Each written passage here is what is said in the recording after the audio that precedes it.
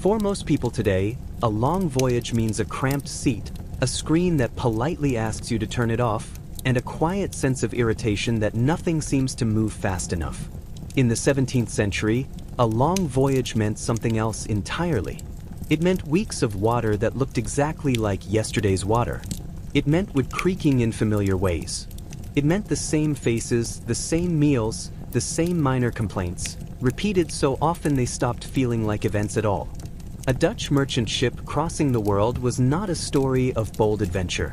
It was a floating routine, a slow, drifting workplace where time stretched thin, ambition dulled, and history mostly happened by accident. This is the story of one of those voyages. Not the dramatic kind, just the kind that quietly happened over and over again, while the world slowly filled with ledgers, cargo lists, and damp socks. And before we drift any further, if you enjoy calm, uneventful history like this, feel free to subscribe. You can also leave a comment with your city and the time you're listening from. It's always nice to know where these quiet stories end up. Chapter 1. The ship before it ever leaves. Let's take a moment to settle in. Imagine the lights are low, the room is still, and there's nowhere else you need to be. Outside, things can remain complicated. In here, we're just going to sit with a wooden ship that hasn't even moved yet. Because long voyages, especially boring ones, do not begin at sea. They begin standing still. The ship itself was already tired before anyone stepped aboard. Dutch merchant ships of the 17th century had a look about them that suggested they had been useful for a long time and expected to continue being useful without much complaint. They were broad, practical vessels, built less for speed than for carrying as much cargo as possible while remaining stubbornly afloat. Nobody designed them to look heroic. They were designed to survive invoices. Before departure, the ship sat in harbor for weeks, sometimes months. It floated patiently, tied to the dock, absorbing the sounds of a working port. Ropes creaked.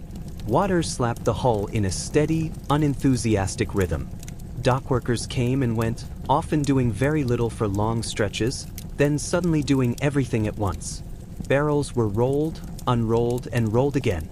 Crates were shifted from one place to another and then back, because someone had changed their mind. The ship's name was painted on the stern in tidy lettering. It was usually something optimistic, a virtue, a promise, prosperity, faith, occasionally something religious just to be safe. The ship did not embody these concepts. It simply carried them around. Below deck, the interior smelled like wood, old water, tar, and the faint suggestion of things that had once been food. This smell would not change much over the coming months. It would deepen slightly. Mature, you might say. Sailors accepted this without discussion. Complaining about smells on a ship was like complaining about gravity. It suggested a misunderstanding of the situation. The crew began arriving gradually, not all at once. Sailors drifted in when they were told to, or when they remembered, or when they ran out of better options on shore. Some had worked together before, others had not. Introductions were minimal.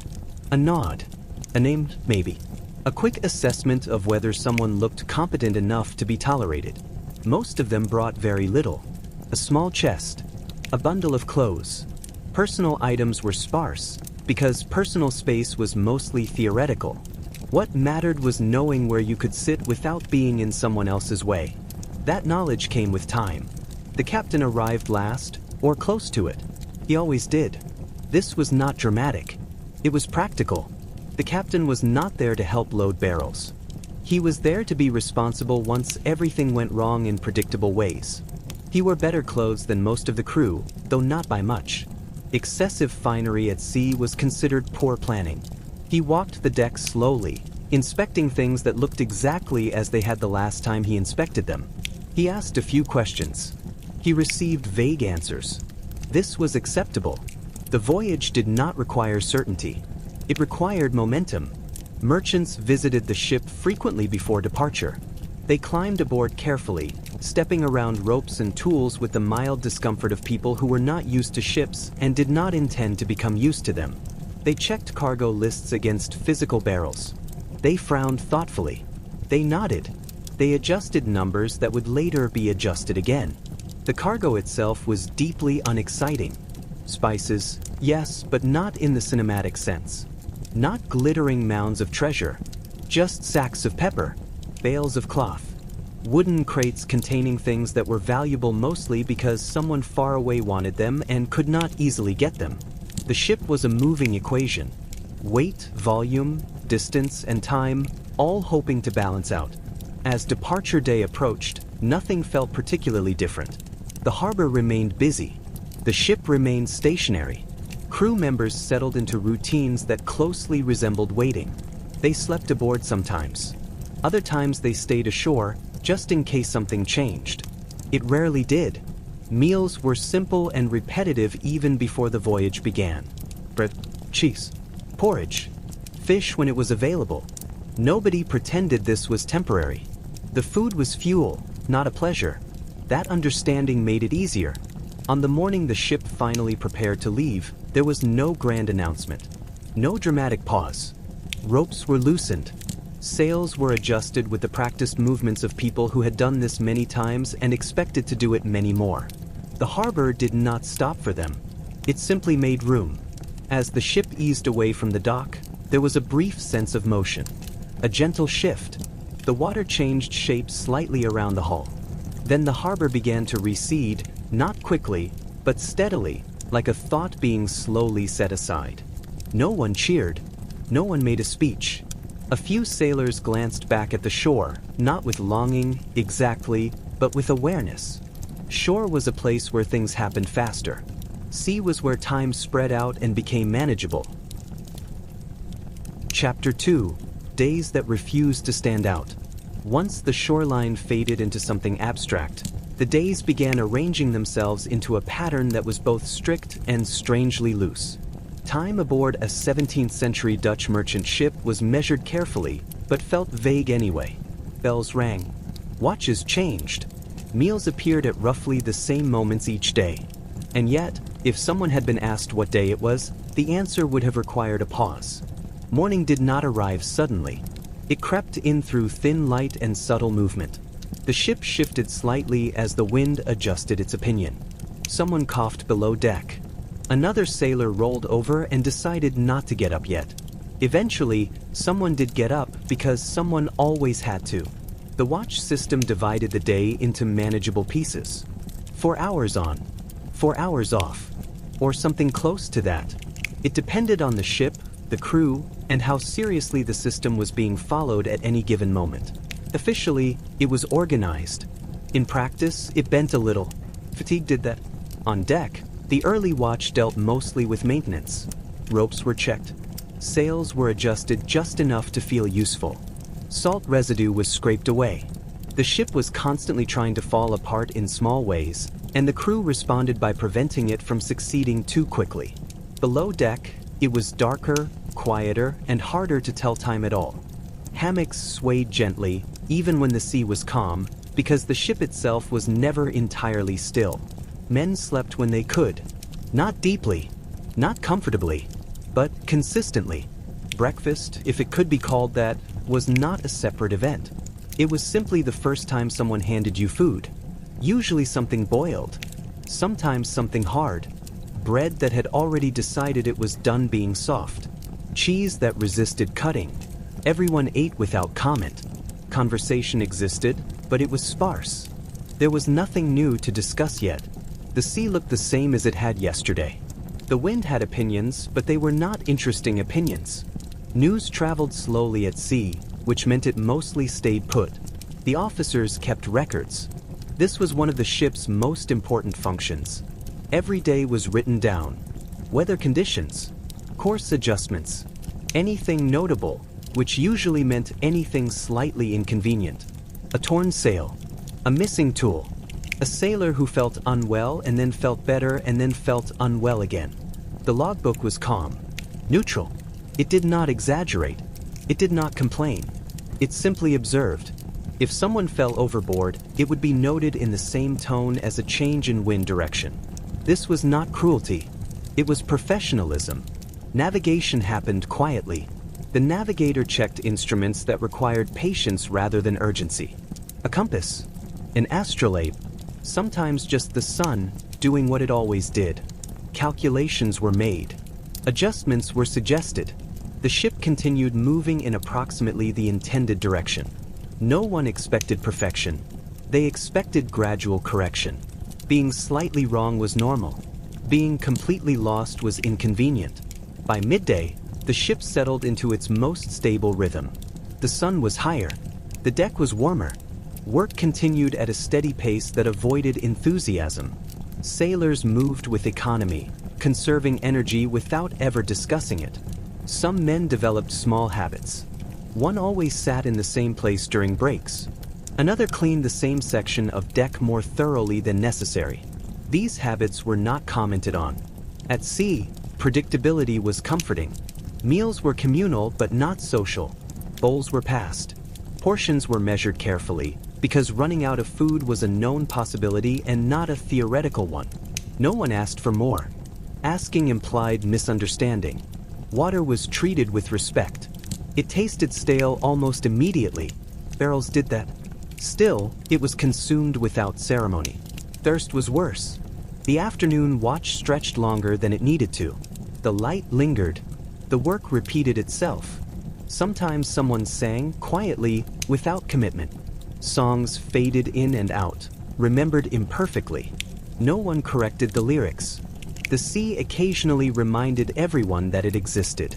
A swell, a sudden shift, nothing dramatic, just enough to require attention. Sails were adjusted again. The ship responded slowly, like a large animal being guided rather than commanded. Personal time was limited and mostly internal. Sailors thought about things they did not talk about. Homes they might return to. Wages they might collect. Small grievances they decided not to pursue. At sea, grudges were inconvenient. Evening arrived without ceremony. The light softened. Shadows lengthened across the deck. The air cooled slightly. Supper was similar to breakfast, only later. Hot food was appreciated even when it was barely warm. As darkness settled in, the ship became quieter, but not silent. Wood creaked. Water moved past the hull in a steady, intimate sound. The night watch took over, moving carefully, speaking little. Below deck, men arranged themselves into sleeping positions that respected limited space and long familiarity. Hammocks swayed. Bodies adjusted. Someone muttered in their sleep. Another woke briefly and then returned to rest. Sleep at sea was not deep. It was layered. Waking and resting blended together. Dreams were simple and repetitive. Walking, standing, waiting. Days passed like this. Not identical, but similar enough that the differences felt minor. A slightly stronger wind. A slightly calmer sea. A meal that tasted marginally worse than the one before it. Occasionally, something broke the routine just enough to be noticed. A sail tore and had to be repaired. This created a brief increase in activity, followed by a return to normal. A sailor developed a fever. He rested. Others took over his tasks. He recovered or he did not. Either way, the ship continued. Time did not hurry. It accumulated. The crew learned each other's rhythms without discussion. Who worked quickly? Who worked carefully? Who needed reminding? Who did not? These distinctions mattered less than willingness to continue. Discipline existed, but it was understated. Orders were given calmly. Mistakes were corrected quietly. Punishment, when necessary, was procedural rather than theatrical. Everyone understood the rules.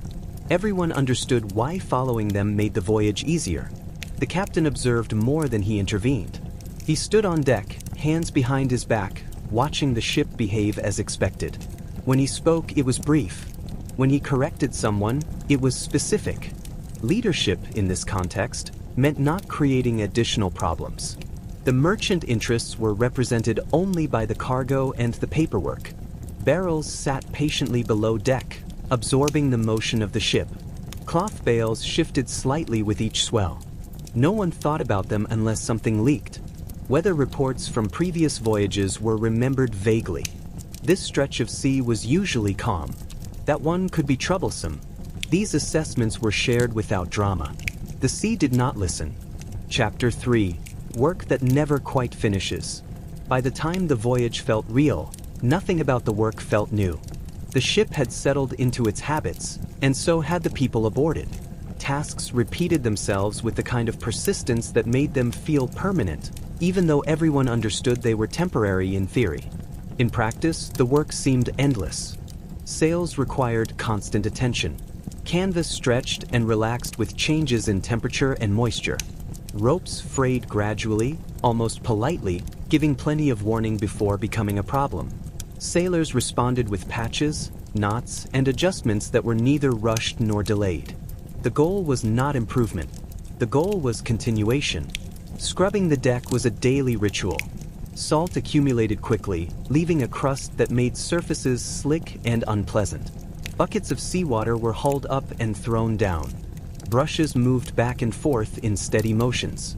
This did not make the ship cleaner for long. It simply reset the situation. Tar was applied where needed. It smelled strongly and stuck to everything it touched, including hands, clothes, and patience. Once applied, it hardened slowly, sealing gaps that had not quite become leaks yet. Preventing problems was quieter than fixing them. Below deck, cargo was checked regularly. Not because it changed, but because ignoring it felt irresponsible. Barrels were tapped lightly, listening for hollow sounds that suggested trouble. Crates were shifted just enough to confirm they still existed. Cloth was inspected for dampness. Moisture was the enemy. It did not destroy things quickly. It ruined them over time. Bilge water collected regardless of effort. It was bailed out by hand, scoop by scoop, a job that no one enjoyed and everyone accepted. The bilge smelled worse than the rest of the ship combined. It was a mixture of seawater, runoff, and whatever had leaked or fallen and decided to stay there. Bailing it out was less about improvement and more about restraint. Food preparation was monotonous but essential. Someone was always responsible for boiling something. Fires were kept small and controlled, because ships preferred not to burn. Cooking took longer than anyone expected and produced results that were adequate. Adequate was considered a success. The cook, if the ship had a designated one, was not judged by creativity. He was judged by consistency. Meals arrived when expected. They tasted roughly the same each time. No one became ill because of them. That was enough. Personal hygiene existed in a minimal form. Sailors washed when water could be spared. Clothes were aired out when the weather allowed. Lice were tolerated until they became too annoying to ignore, at which point someone addressed the issue with resigned determination. Comfort was relative. Clothing wore down quickly. Salt, sun, and labor did that. Repairs were constant. Patches accumulated until garments became collections of fabric rather than original items. This was not embarrassing. It was practical. Shoes suffered the most. Deckwork was hard on soles. Some sailors worked barefoot when weather permitted, accepting splinters as part of the arrangement. Others patched shoes repeatedly until the effort no longer made sense. Tools were shared and carefully tracked. Losing a tool was not catastrophic, but it was inconvenient. Replacements were limited. When something went missing, it was usually found later in an obvious place. No one accused anyone else. The ship was small. There were no mysteries worth sustaining. The rhythm of work created a particular kind of fatigue. Not the sharp exhaustion of sudden effort, but a dull, spreading tiredness that lived in muscles and joints. Sailors learned to move efficiently. Unnecessary motion was avoided. Energy was conserved quietly. There were moments of idleness, but they did not feel restful. Standing watch could be uneventful, but it required attention. Eyes scanned the horizon, not expecting anything specific, but knowing that missing something would be worse than boredom. When other ships appeared, which was rare, they were observed with mild interest. Flags were noted. Courses were compared. Distance was maintained. Encounters were brief and cautious. The sea was large, and everyone preferred to keep it that way. Repairs occasionally required cooperation. Several men hauling a line together. Voices raised slightly to coordinate timing. This was the closest the ship came to collective effort. Once finished, everyone returned to their individual tasks without comment. Illness moved slowly through the ship when it appeared. Someone felt unwell. Others noticed. Duties were adjusted. The sick sailor rested if possible. There was no panic. Sea life included sickness. The goal was to endure it. Minor injuries were common. Bruises, strains. They were treated with simple remedies and ignored as much as possible. Stopping work entirely was rarely an option. The ship itself responded to all this attention by continuing to float. That was its contribution. Occasionally, it complained with louder creaks or unusual sounds. These were investigated calmly. Most of the time, nothing was found. The ship was just expressing itself. Night work was quieter and slower. Lanterns provided limited light. Movements were careful. Conversations were brief. The darkness flattened everything, making the ship feel smaller and more contained. Sleep followed work without ceremony. There was no clear boundary between being tired and being asleep. Hammocks were occupied. Bodies adjusted. The motion of the ship continued, indifferent. Days passed in this way. Work fed into rest, which fed back into work. The calendar advanced, but no one felt it. The voyage was not measured in days. It was measured in repetition. Chapter 4: The Slow Reshaping of People. After enough weeks at sea, something subtle happened to the crew. It was not announced. No one commented on it directly. But the ship began to change people in small, quiet ways that were only noticeable if you had known them before they boarded. Posture shifted first. Men leaned differently. They stood with knees slightly bent, even on still days, because their bodies had learned not to trust solid ground anymore. When the deck barely moved, they still moved with it, just in case. This habit would follow them back to shore later, where it would look faintly strange. Language softened. Sharp words lost their edge through repetition. Complaints became shorter, less descriptive. Instead of explaining discomfort, sailors simply acknowledged it. It's cold. It's damp. These statements required no response. Everyone already agreed. Faces took on a settled expression. Not unhappy, not content, just neutral, as if reacting too strongly to anything felt unnecessary. Surprise became rare. Even mild inconveniences were met with a pause rather than a reaction. When wind picked up, it did so without announcement. Sails filled more firmly. The ship leaned slightly, testing its balance. Orders were given in the same tone as always, but with fewer pauses between them. Everyone knew what to do. This was not their first conversation with wind. Lines were adjusted. Sails were reefed or let out as needed. The ship creaked more noticeably, not in protest, but in response. Wood expressed pressure the only way it could. Stronger winds required attention but not panic. The crew focused inward, narrowing their world to ropes, canvas, and timing. The horizon mattered less during these moments. What mattered was keeping the ship behaving properly. Rain arrived in sheets or mist, depending on its mood. It soaked clothing quickly. Dryness became an abstract concept. Water ran along the deck, finding familiar paths toward the scuppers. The ship shedded efficiently, having done this many times before. Rain cooled everything. Work felt lighter for a while. Faces tilted upward briefly, letting water wash away sweat and salt. This was practical, not poetic. Storms, when they came, did not announce themselves dramatically. They built over hours, sometimes days. The sea grew more restless. Waves lengthened. The ship's motion became less predictable, requiring constant adjustment. During these periods, the crew's movements became sharper, more deliberate. Words were fewer.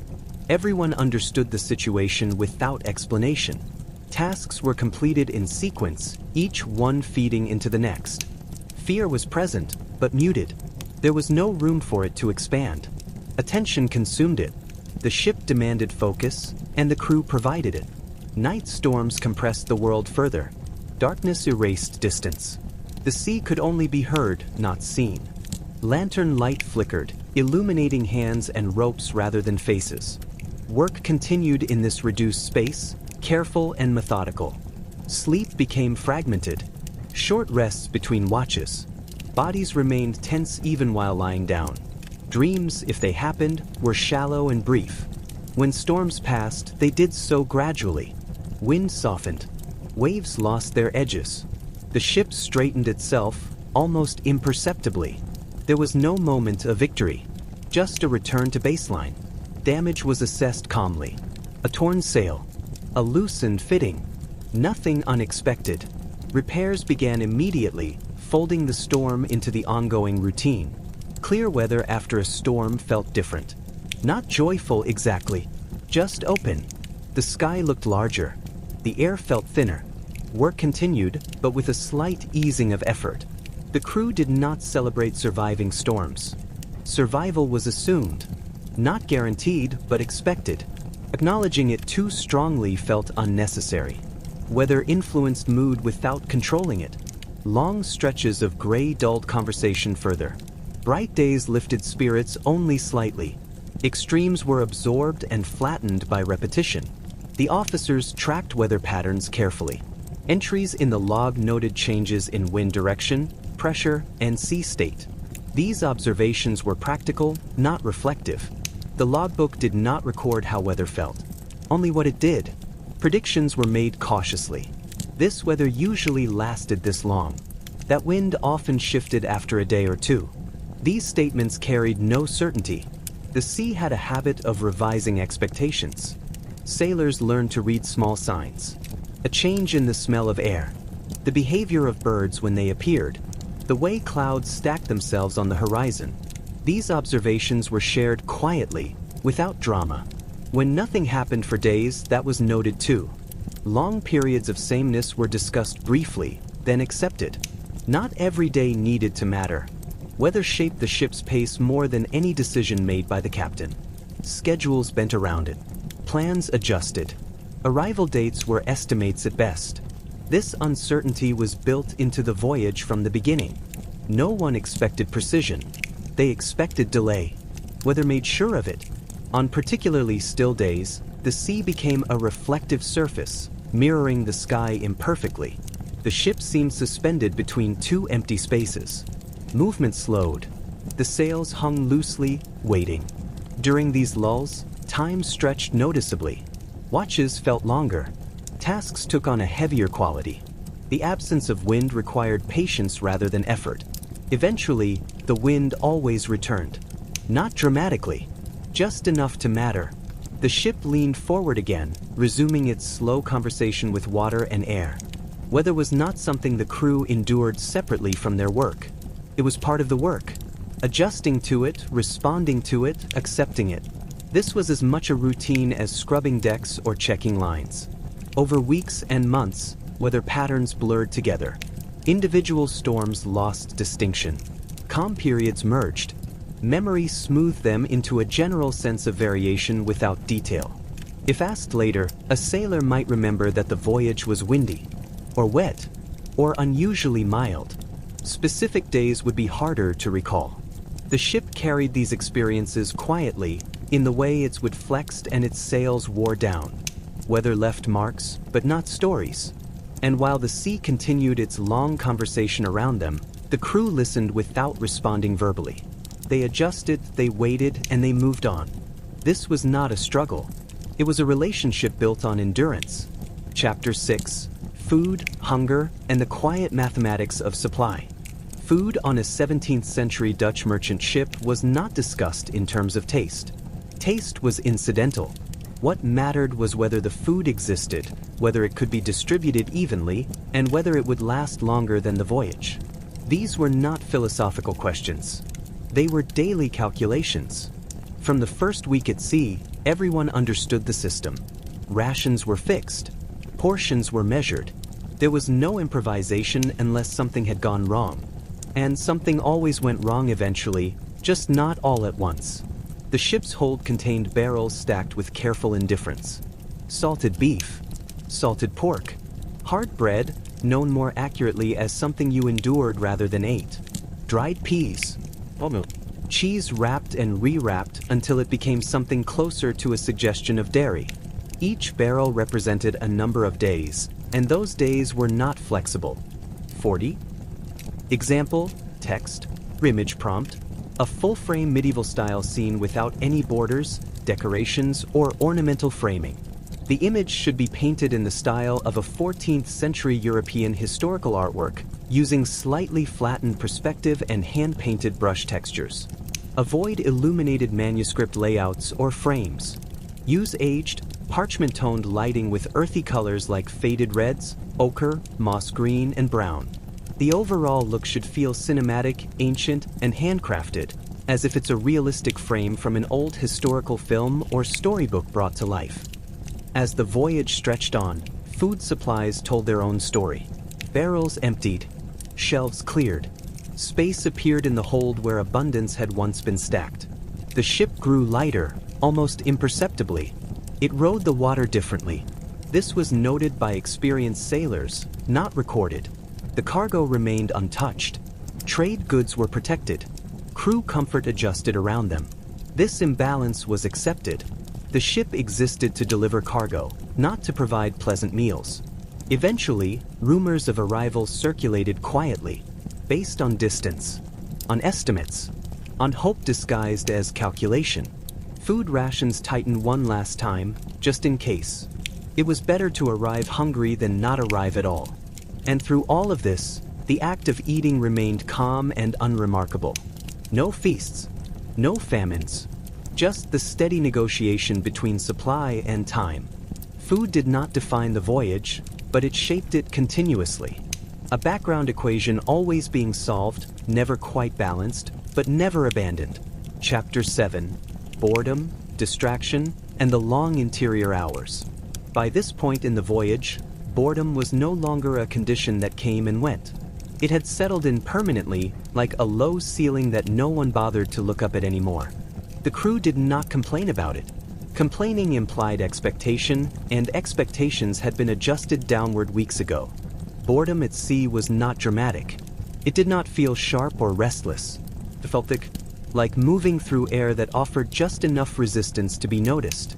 Days were full of activity, but the mind often lagged behind the body, wandering slowly while hands continued working. Distractions were small and often unintentional. A loose thread on a sleeve could occupy attention for longer than expected. A knot tied slightly differently might be examined, retied, and examined again. These moments filled gaps without resolving them. Some sailors carved small objects from spare bits of wood. Nothing elaborate. Simple shapes. Pieces that did not serve a clear purpose. The act of carving mattered more than the result. Shavings fell away quietly, accumulating briefly before being brushed aside. Others repaired the same items repeatedly. A bag that was already functional received another stitch. The patch was reinforced just in case. These acts were not about necessity. They were about doing something that had a beginning and an end. Games existed, but they were subdued. Dice were rolled without enthusiasm. Cards were handled carefully to protect them from dampness. Wagers were small or symbolic. No one wanted to win something they would have to carry for months. Stories were told rarely and briefly. Most had already been told. New stories were usually small, observational things. Something odd the sea had done.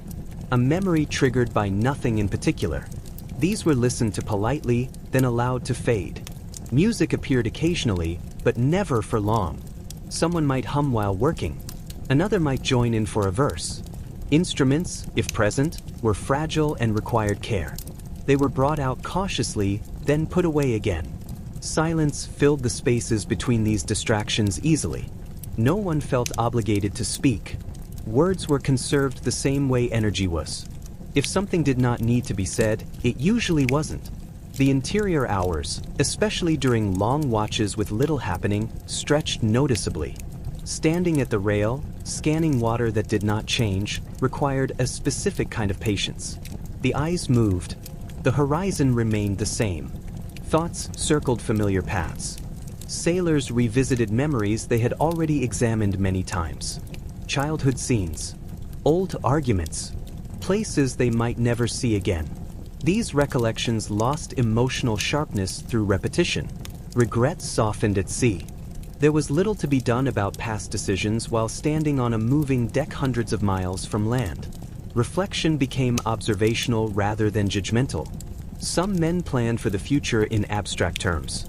Not specific actions, but general improvements. Drink less. Save more. Choose differently next time. These plans were not detailed enough to fail.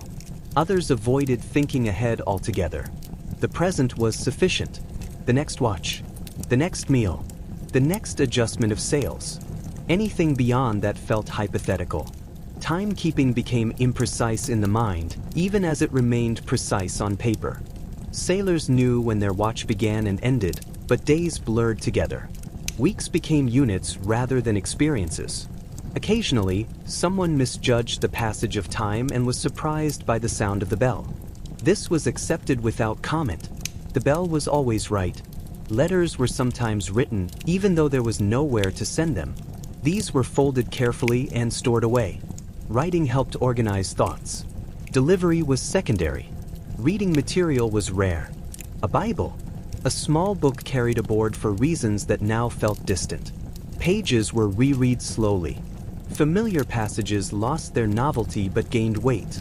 Religious reflection happened quietly, if at all. Prayers were short and habitual. Faith was not debated. It was practiced privately or not at all. The sea offered visual monotony broken by rare interruptions. Floating debris, a change in watercolor, a distant shape that resolved into nothing. These moments were noticed, then dismissed. Birds caused brief interest. Their appearance suggested proximity to land, but not reliably enough to matter. They were watched until they disappeared again. Occasionally, a sailor would climb higher than necessary just to see if the view changed. It usually did not. Height altered perspective, not reality. The soundscape of the ship became deeply familiar. Each rope had its own voice. Each plank creaked in a specific way. Sailors could tell where someone was walking without looking. This familiarity created comfort. Unfamiliar sounds drew attention immediately. A new rattle, a different tone. These were investigated calmly, usually resolving into something minor. Dreaming while awake became common. Not elaborate fantasies, but drifting thoughts that blended into the rhythm of the ship. Attention slipped and returned without effort. Fatigue contributed to this state. Sleep was adequate but never complete. Rest accumulated slowly and was spent quickly. The mind adjusted by lowering expectations. The captain allowed boredom to exist without interference. Keeping the crew constantly busy was unnecessary and exhausting. A certain amount of idleness prevented mistakes. Officers monitored morale quietly, not through speeches or encouragement, but through observation. Changes in tone, delays in response. These signs were subtle but noted. If boredom deepened too much, a small task might be introduced. An inspection, a minor repair, something to reset attention. Once done, routine resumed. The idea of entertainment as something to be scheduled did not exist. Amusement happened accidentally or not at all. This was accepted. Humor persisted, but it was dry and infrequent. Comments made without expectation of laughter. A raised eyebrow, a brief smile. These moments were enough. Sarcasm appeared occasionally, low energy and indirect. Observations about the sea's enthusiasm for sameness. About food that remained committed to its identity. These remarks passed without ceremony. Personal rivalries faded into background irritation. There was no space to escalate them. Annoyances were endured, then forgotten. Friendships formed quietly, without declaration. Two men might sit near each other consistently, exchange brief remarks, share tools without asking. This was sufficient. Loneliness existed, but it was muted. Everyone was alone in roughly the same way. Shared isolation softened individual discomfort. Night watches amplified boredom differently. Darkness reduced visual input, leaving only sound and sensation. The ship's movement felt more pronounced. Time slowed further. Stars were noticed more at night, but not contemplated deeply. They were familiar enough to be unremarkable. Patterns repeated. The sky behaved predictably. Occasionally, someone counted stars, then stopped. Numbers dissolved into shapes. Shapes into nothing in particular. Cold nights encouraged stillness. Movement was minimized. Words condensed into gestures.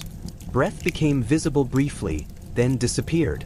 During these hours, The ship felt suspended between places, not belonging to sea or land, just existing. Morning returned without relief or disappointment. Light revealed the same deck, the same water, the same tasks waiting to be resumed. Boredom did not diminish productivity. It smoothed it.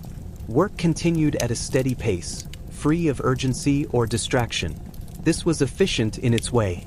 The voyage progressed not because anyone felt motivated, but because stopping was not an option. Motion was default. Over time, boredom became familiar enough to be ignored. It was no longer a problem to solve. It was an environment. If asked later what the voyage had been like, many sailors would struggle to answer. Not because nothing had happened, but because nothing had stood out. They might say it was long, or quiet, or uneventful. These words would be accurate but incomplete. What they would not say, but would feel, was that the voyage had been full of hours. Hours layered on hours. Each one indistinct, but together forming something solid. And while those hours passed slowly, they passed reliably. The ship moved forward. The sea stayed wide. The horizon remained distant. Boredom did not stop the voyage. It carried it.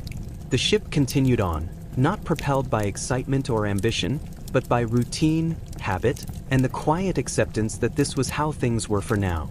Chapter 8: Maintenance, Minor Disasters, and Quiet Improvisation. Even in the dullest stretches of a voyage, the ship required attention. Not dramatic attention. There were no emergencies that demanded heroic acts, but steady, persistent care. Wood swelled and shrank with the changing moisture. Ropes frayed. Sails chafed. Canvas developed thin spots. Each small issue demanded action before it became noticeable. Maintenance at sea was an ongoing negotiation. It was not about fixing things that were broken in an urgent sense. It was about preventing minor failures from becoming slightly larger inconveniences. Sailors patched, tied, and scrubbed with methodical patience. Their hands remembered the movements better than their minds did. Knots were tied without thought. Brushes moved across deck boards in repetitive sweeps. Work was not enjoyable, but it was familiar, and familiarity was comforting. Sometimes the ship revealed minor disasters. A loose plank, a barrel that shifted and dented another, a rope that snapped. None of these moments inspired panic. They were assessed calmly, corrected, and absorbed into the ongoing rhythm of the day. Sailors did not sigh dramatically. They did not complain at length. They simply adjusted. Improvisation happened quietly. When a tool went missing, a substitute was found. When a sail was torn, it was patched with whatever was available. Solutions were practical, sometimes crude, but always effective enough. There was no need for elegance. Survival required sufficiency, not art. Damage below deck was tolerated with patience. If water leaked into the hold, it was bailed out. If cargo shifted, it was nudged back into place. No one ran for tools unnecessarily. Tasks were accomplished in order, calmly. The ship did not appreciate haste. Haste was wasteful. Sometimes the minor disasters had social consequences. Two men might be assigned to a task they disagreed on. Coordination required quiet negotiation. Neither person complained aloud. Small adjustments were made, and work resumed. Everyone understood that conflict at sea was more exhausting than compliance. The captain oversaw maintenance indirectly.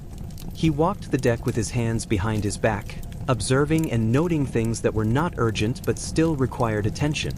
Orders were delivered in low, calm tones. He did not shout or demand. There was no need. The crew already knew what to do. Sails demanded constant awareness. Even in calm weather, a sudden puff of wind required adjustment. Sails that were left unattended frayed at the edges. Minor tears were mended before they worsened. No sailor felt heroic while doing this work. They simply did it. Lines and ropes were inspected daily. Knots were retied. Friction points greased or oiled. Rope lockers were checked to ensure everything remained tidy and accessible.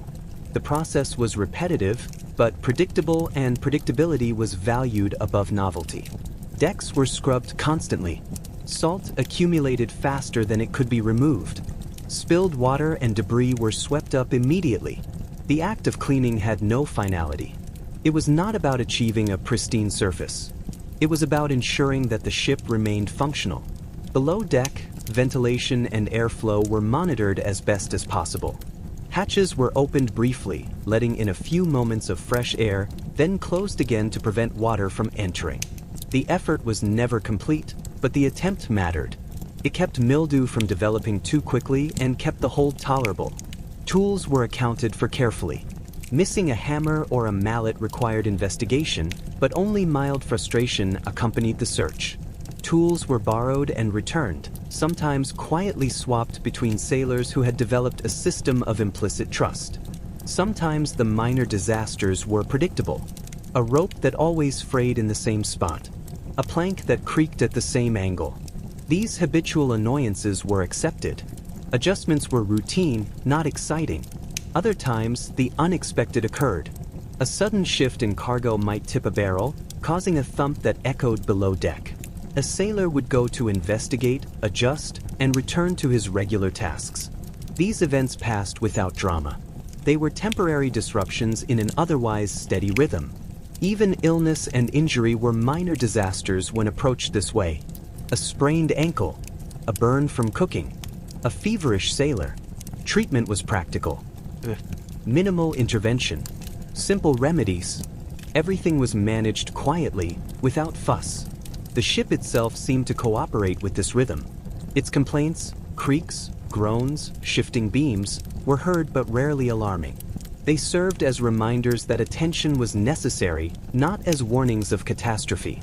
The vessel moved through the water as it always had, unhurried, indifferent to the minor disturbances within it. Each small repair reinforced the crew's sense of purpose. The work was endless, but the rhythm created structure. Even when fatigue accumulated, the predictability of maintenance tasks provided a form of comfort. Repetition became a companion. Sometimes, new problems arose that could not be solved immediately. A section of sail that needed time to dry before patching. A barrel that required drying. These delays were tolerated. There was no rush. The voyage itself ensured that time would continue to pass, whether or not each task was completed promptly.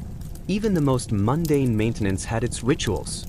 Scrubbing a deck board involved a certain order, a particular brush, repetition of motions until the body knew what to do without the mind thinking. These rituals were unremarkable, but they were essential. Through it all, communication remained minimal. Directions were precise and short. Clarifications were brief. There was no storytelling about work, no embellishment. Everything was described in practical terms and executed quietly.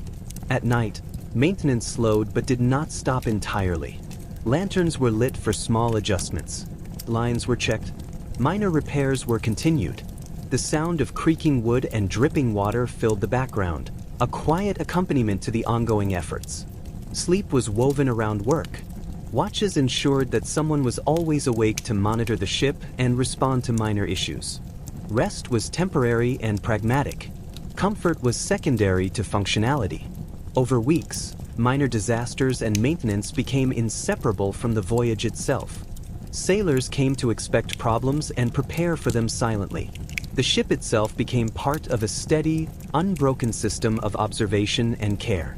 Even when nothing went wrong, attention continued. Anticipation of minor disasters ensured that no task was ever truly complete. The voyage's rhythm relied on vigilance as much as movement. Chapter 9. The subtle hierarchy of routines. Life aboard the ship was organized not only by tasks and weather, but also by the quiet hierarchy of routines. Authority existed, certainly, but it was subtle. Not the commanding, theatrical type often imagined in stories of the sea. Instead, it was embedded in patterns of movement, knowledge, and endurance. The captain set broad expectations.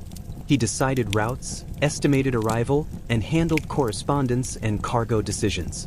But daily life was largely dictated by routines. Officers guided work within those routines. Sailors followed them, partly out of duty and partly because deviation was inconvenient. No one needed to enforce strict discipline constantly. The rhythm itself reinforced compliance. Each role had its place. Some sailors were steady at the helm, their hands memorizing the wheel's movements. Others were better at knot work, tying and retightening lines without thinking. Some excelled at scrubbing decks or repairing sails. These skills created an informal order. Respect was given to competence, and competence was visible in daily work rather than announced aloud. Men learned who could be trusted with particular tasks. The person who consistently repaired a fraying rope received it automatically. The one who measured rations accurately was allowed to do so without supervision. This allocation reduced friction and minimized wasted energy. Shift patterns contributed to hierarchy too. Watches were assigned not just for practical purposes, but for the way they distributed responsibility. Experienced sailors often took night watches, when fatigue and darkness required steadiness. Less experienced men handled daylight tasks under supervision. Everyone knew this arrangement, so confusion was rare. Morning routines were especially instructive in the subtle hierarchies. Sailors emerged from hammocks, adjusted clothing, and inspected tools quietly. Officers observed, noting competence or inattentiveness, but corrections were delivered in low tones, without ceremony. Small gestures, adjusting a line without being told, carrying water efficiently, repairing minor damage, signaled reliability more than words ever could. Meals reinforced hierarchy indirectly.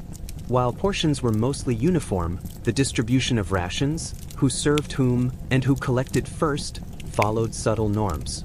Senior sailors might serve themselves last, but they did so not from generosity alone, but because everyone expected them to. Younger sailors learned quickly to anticipate and follow these patterns. Silence also reinforced structure. Conversations were minimized during work, and unnecessary chatter was discouraged by the nature of the tasks themselves. Focus was valued, not because it was commanded, but because distraction carried consequences. A missed knot could unravel a rope. A mismanaged line could create extra labor for others. Competence became visible in action, not assertion. Even leisure followed hierarchical norms. Small diversions, humming, card games, or carving wood were allowed within specific limits. Space and tools were shared in an unspoken order. Those who respected others' routines were tolerated more readily than those who did not. Leadership, therefore, was as much about example as authority. Hygiene routines were also organized subtly. Fresh water was rationed carefully. Men washed when the weather allowed and clothes were aired when possible. Officers ensured these routines were maintained, but only enough to prevent problems, not to enforce comfort. Deviations were noticed quietly. Repeated failure to follow expectations led to subtle corrections rather than confrontation. Below deck, similar patterns existed. Hammocks were hung in orderly arrangements. Personal effects occupied predictable spaces. Sailors respected each other's territory simply because the space was limited. Encroachment caused minor friction, which was resolved quietly, often by adjusting placement rather than arguing. Night watches were particularly telling. Those assigned to the same watch worked alongside each other repeatedly. Trust developed in these hours of shared responsibility. A quiet nod or efficient response communicated reliability. Competence mattered more than rank when the ship was at risk, even in minor ways. Even illness was navigated through this hierarchy. Men who fell ill were tended to with practical measures. Responsibility for their tasks was redistributed quietly. Recovery was observed without comment. Everyone understood their role in maintaining the overall functioning of the ship. The cargo hold had its own order. Barrels and crates were stacked according to size, weight, and frequency of use. Those responsible for inspecting the cargo knew what to check, how often, and when to signal issues. This knowledge reinforced informal hierarchy. Mistakes were not dramatized. They were corrected. The subtle hierarchy extended to knowledge about the sea itself. Some sailors were better at predicting weather changes by observing clouds or wind shifts. Others understood currents and tides. These observations were shared sparingly, often only when necessary. Authority could be reinforced through practical knowledge rather than formal rank. Even boredom had its role in maintaining structure. When idleness threatened efficiency, small tasks were assigned spontaneously. These were rarely formal orders, more often suggestions executed collaboratively. Everyone knew their place in these small adjustments. In essence, the hierarchy was a network of routines, observation, and shared understanding. It was reinforced by repetition, competence, and necessity rather than by overt command. The ship moved forward not just because the captain led, but because everyone understood the expectations embedded in daily life. Respect was earned through reliability, not asserted through words. Leadership was demonstrated through consistency. Roles were maintained by habit, observation, and subtle social cues. Mistakes were corrected quietly. Effort was observed without applause. Through these small routines, the ship's operation remained smooth. Tasks were completed, minor problems corrected, and the voyage progressed steadily. The hierarchy was invisible to the casual observer, but it was essential to maintaining order. By the time the voyage reached its midpoint, these routines had become second nature. Sailors moved predictably, adjusted instinctively, and communicated efficiently without speaking. The hierarchy was felt more than seen, guiding behavior, shaping interactions, and ensuring that the slow, methodical progress of the ship continued uninterrupted. Chapter 10. Letters, Records, and the Slow Accumulation of Memory. Even on a long voyage, sailors and officers had ways of marking time and preserving thought. Letters were written, though not always sent. Logs were kept, sometimes meticulously, sometimes only enough to satisfy routine. These acts were not dramatic gestures. They were ways to order the world and reassure oneself that passage through the sea could be recorded, even if nothing noteworthy occurred. Officers maintained the ship's log. Dates were written in neat, consistent handwriting. Positions were estimated using the tools at hand. Weather, wind direction, currents, and minor incidents were noted in sterile language. A creaking plank might be mentioned. A small leak in the hold might be recorded. Names appeared routinely. Tasks were listed. Everything had a place on paper, though rarely did these notes capture the lived experience of the voyage. The logbook was a machine for continuity, not storytelling. Letters were more personal but no less restrained. Sailors wrote to family, friends, and acquaintances on land. The letters were short, practical. We have left port. The voyage continues. I'm well. The food is adequate. The weather is steady. Sometimes, small details crept in. A mention of a bird sighted, a slightly longer day at sea, a minor repair completed. Emotions were rarely elaborate. They were implied in careful phrasing rather than stated openly. Some sailors wrote letters they never sent. They folded them neatly, tucked them away, and never spoke of them. Writing served as a meditation, a way to organize thought while isolated from home. Words became a quiet companion, occupying mental space without creating expectation. Keeping records also involved personal notation. Marks on wood or paper to count days. Small scratches or tally marks to indicate rations consumed. Minute measurements of water in barrels. These gestures were less about accuracy than about structuring time. When days blended into weeks, these small acts reassured sailors that time was passing in an understandable way. Memory itself became a collective, shared practice. Events, observations, minor problems, and solutions were transmitted orally or remembered by habit. The same stories were repeated quietly. Observations about the ship, the sea, and the daily routines were reinforced by action rather than discussion. Sailors' recollections of the voyage would later merge individual experience with shared routine. They remembered patterns more than moments. The sequence of meals, the rhythm of work, the rotation of watches, the sequence of minor repairs, they recalled these as a continuous framework rather than as discrete events. Individual incidents faded unless particularly unusual, which was rare. The captain's memory, too, was structured around the voyage rather than narrative. He recalled which sails required adjustment in specific wind conditions, which crew members performed reliably, which lines frayed most often. He remembered patterns of weather and currents, the frequency of repairs, and the order in which tasks were addressed. This practical memory guided decisions silently, efficiently, without dramatization. Logs and letters created a dual record. one external and formal, the other internal and personal. Neither attempted excitement or drama. Both existed to make sense of the slow passage of time, the progression of work, and the endurance of people aboard a moving vessel. Even the smallest marks on paper held weight. A scratch to count the passage of days or the consumption of a barrel of meat became a miniature diary. These notations mattered less for accuracy and more for the reassurance of structure. Time could be measured. Effort could be documented. Continuity existed. Communication between sailors was similarly quiet and functional. Requests for tools, notifications of minor problems, or brief observations about the weather were shared efficiently. There was little room for elaboration and little need. The ship's operation was optimized for brevity and clarity. Memory and notation together created a sense of permanence on an otherwise impermanent environment. The sea was vast, the ship constantly moving, and the horizon distant. Personal recollection, letters, and logs provided anchors to reality. They allowed the crew to feel that the voyage was not purely ephemeral, even as it unfolded predictably and slowly. Sometimes, older sailors reminded newer crew members of prior occurrences.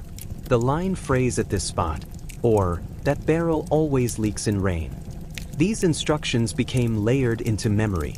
Knowledge was passed, not as excitement, but as caution and efficiency.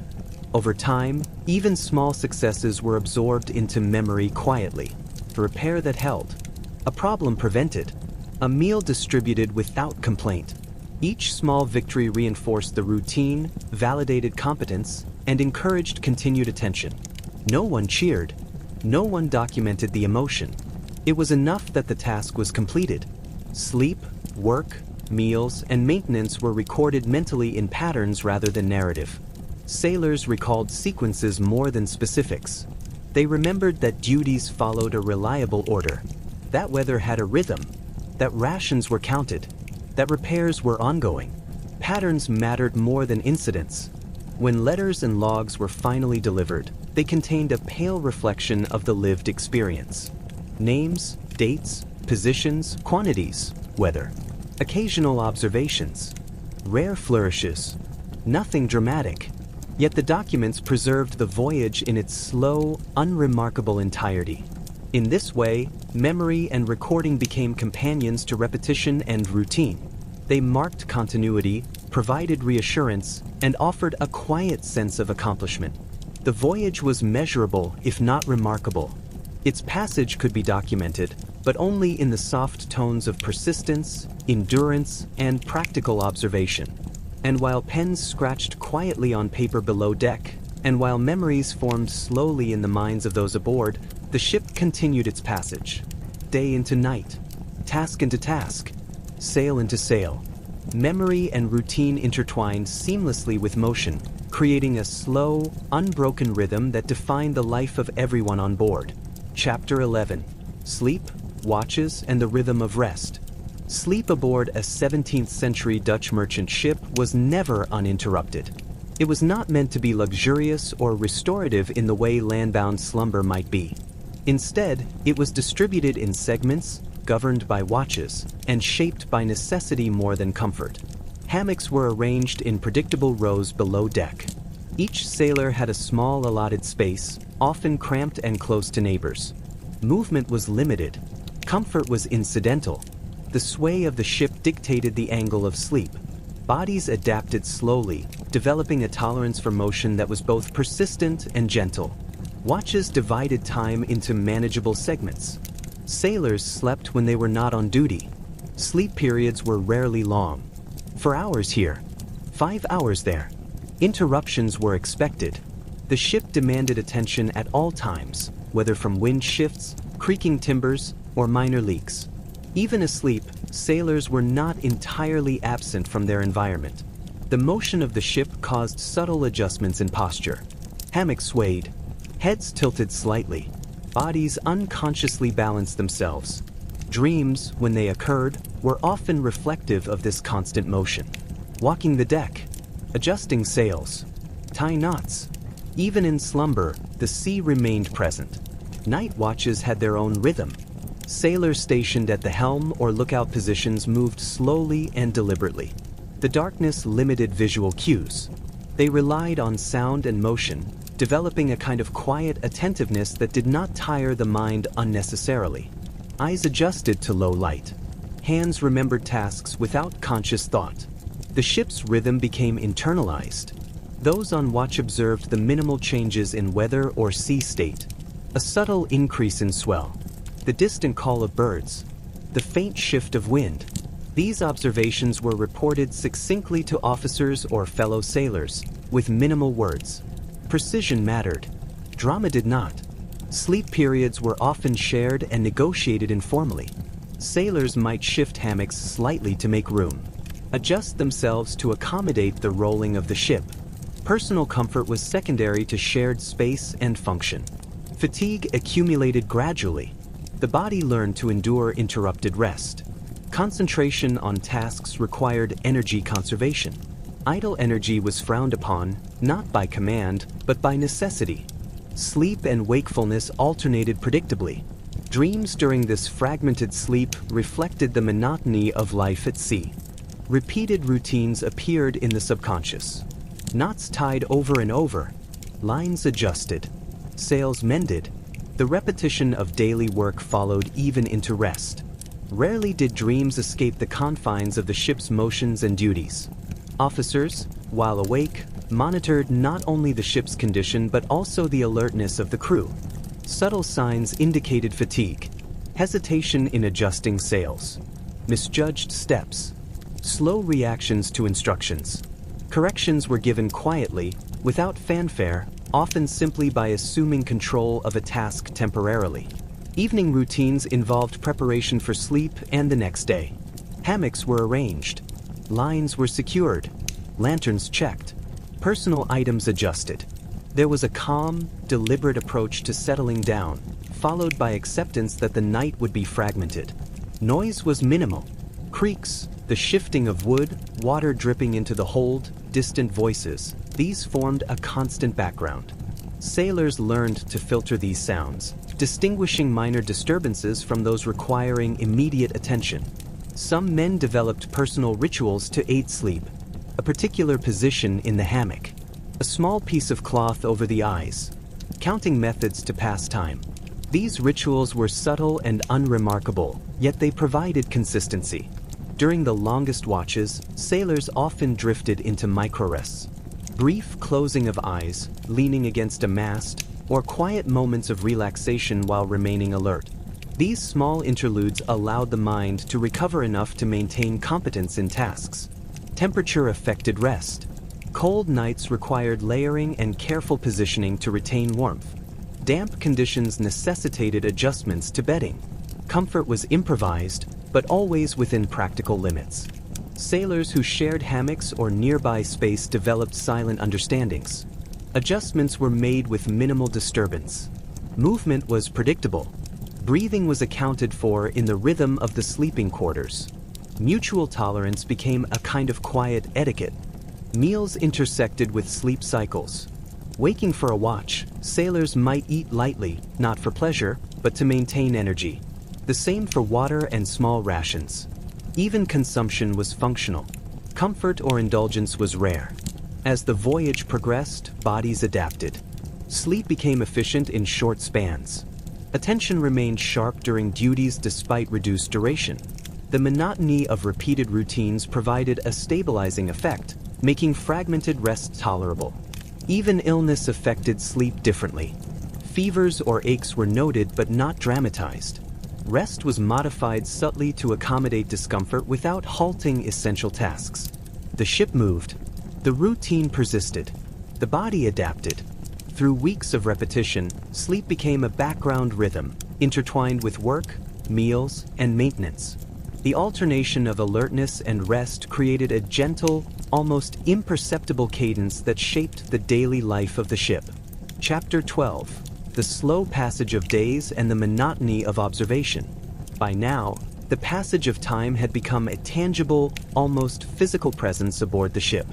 Days blended into one another, marked less by specific events than by subtle shifts in routine, weather, and effort. Sailors no longer counted hours so much as they counted patterns. How the sun moved across the sky, how the tide rose and fell, how the wind whispered through the rigging. Observation was constant, though never urgent. Eyes scanned the horizon for changes that might require action, but mostly there was nothing new to see. The sea stretched out, its surface varying slightly with each swell, waves moving in slow repetition. Sailors learned to notice subtle differences. The color of water near the hull, a distant shimmer of sunlight, a faint ripple caused by a fish. Each observation was catalogued mentally, then stored away, awaiting relevance that might never come. Cloud formations were studied in the same quiet way. No sailor shouted at a shift in the sky.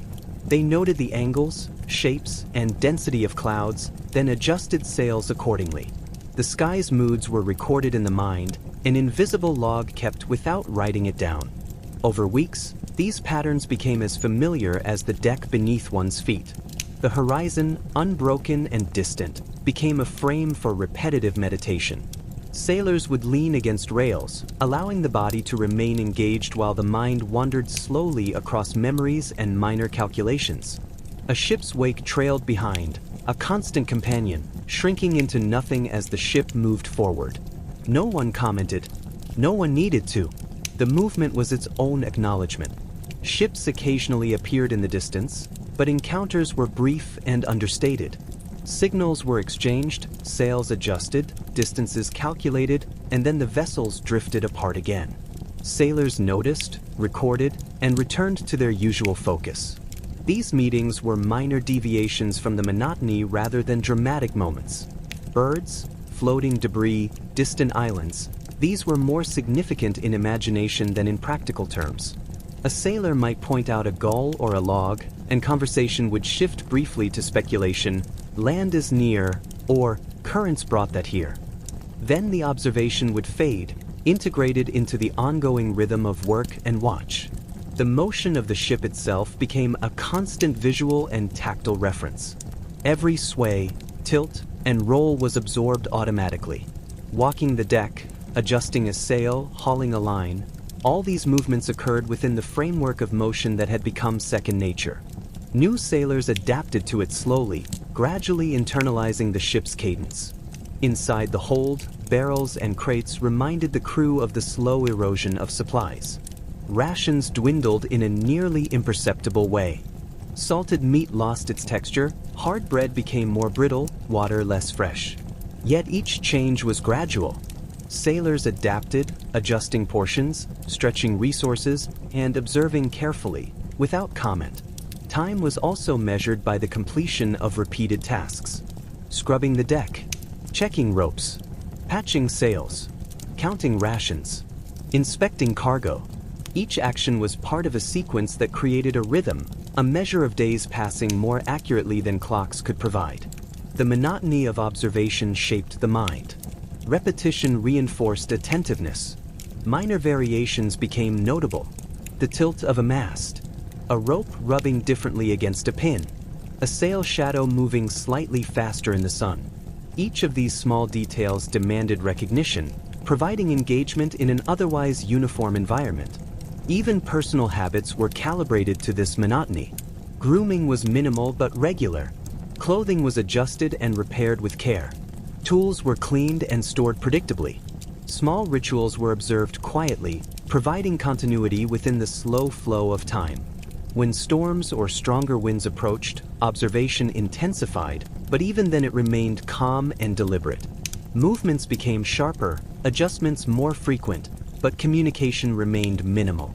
The crew worked in measured sequences, responding without alarm, returning to baseline once the weather subsided. Meals marked the passage of time in subtle ways. Eating, like observation, was functional rather than pleasurable. The opening of barrels, the pouring of water, the division of rations. These actions punctuated the day, providing gentle markers of time passing without drama. Nightfall introduced a different mode of observation. Visual cues were limited. Sailors relied on touch, sound, and memory. The ship's movement was felt more than seen. Lanterns illuminated only small areas, creating pockets of light against the surrounding darkness. Sounds of creaking wood, water lapping against the hull, and distant calls became amplified, registering attention without urgency. Stars above provided reference points for navigation, but also quiet markers of continuity. Patterns in the sky were predictable, stable, and largely unremarkable. Sailors observed them as part of a larger framework, appreciating reliability rather than spectacle. Over weeks, the repetition of observation formed a cognitive pattern. Men became attuned to variations that might escape notice elsewhere. Small changes in wind, water, or sail tension were absorbed quickly. The mundane became significant only through contrast with the surrounding sameness. Through all of this, the passage of days remained unhurried. Time on board was measured not by clocks or schedules alone, but by the accumulation of repeated tasks, minor observations, and steady motion. Each day was nearly indistinguishable from the next, yet collectively they formed the continuous arc of the voyage. By mid-voyage, observation and monotony were inseparable from action. To notice, to adjust, and to record mentally became part of being aboard the ship. Sailors learned to exist within the rhythm of the sea, attending to the small, almost imperceptible shifts that guided their lives. Chapter 13. Weather, wind, and the subtleties of adaptation. Weather at sea was neither spectacular nor dramatic. It was persistent, ever-present. It shaped every decision, every motion, every moment of thought, and it did so quietly without flair or announcement. Sailors observed the sky, the feel of the wind, the texture of the water. They learned to detect changes long before they became visible to anyone less accustomed. Wind was both companion and constraint. Too little, and sails hung limp. The ship slowed to a patient crawl. Too much, and adjustments were required to prevent strain on lines and masts. Wind direction dictated not just navigation but the cadence of work.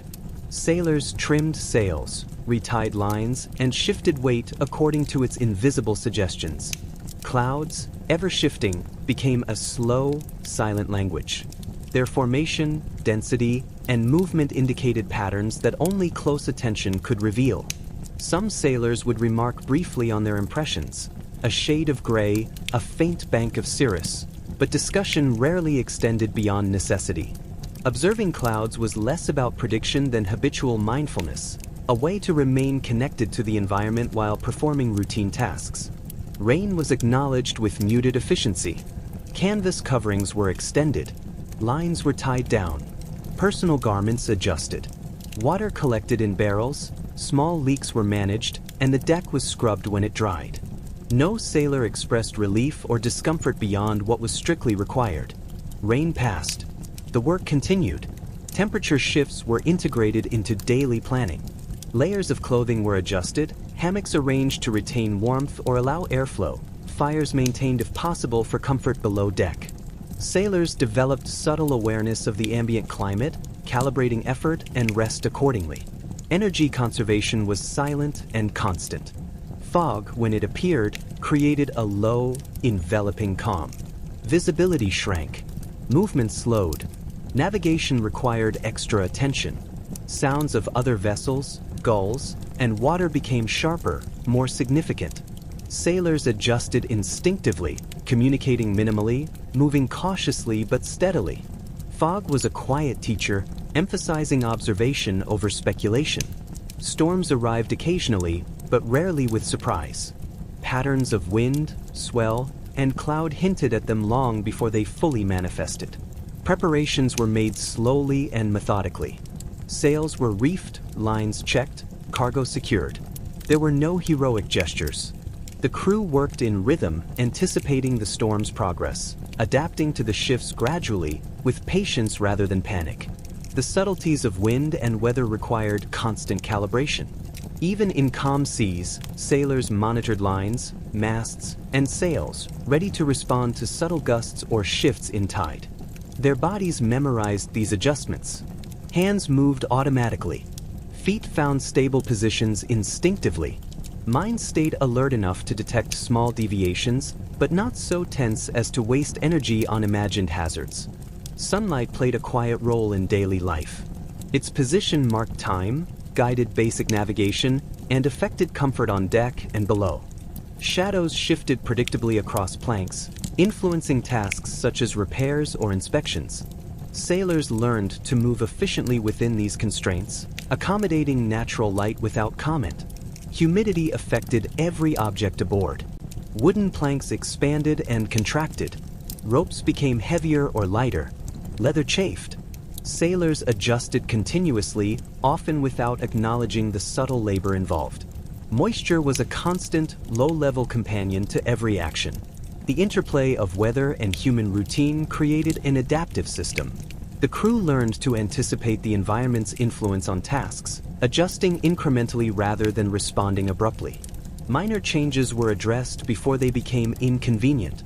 Major changes were mitigated before they escalated. Everything operated within a spectrum of quiet adaptation. Even routine observations, like the feel of the wind on one's face or the temperature of water collected in a bucket, became part of an unspoken record. Sailors mentally cataloged conditions, comparing them to prior days. Patterns emerged slowly. Lessons were subtle. Recognition was internalized rather than announced. Night brought a different relationship with weather. Winds could be felt more sharply in darkness. Rain was audible before visible. Waves lapped differently against the hull. Sailors adjusted instinctively. Watches were quieter, movements slower, communication reduced to essentials. Sensory awareness increased in lieu of vision. Through weeks of repetition, adaptation became habitual. The crew responded to environmental changes almost automatically. Training, observation, and experience coalesced into a rhythm that required minimal conscious thought. Even minor deviations from expectations were managed without fuss. Seasons and latitude changes also influenced daily work. Sun angles shifted, temperature varied, and subtle shifts in wind and water patterns demanded constant, minor adjustments. These changes passed almost unnoticed individually but were felt cumulatively over time.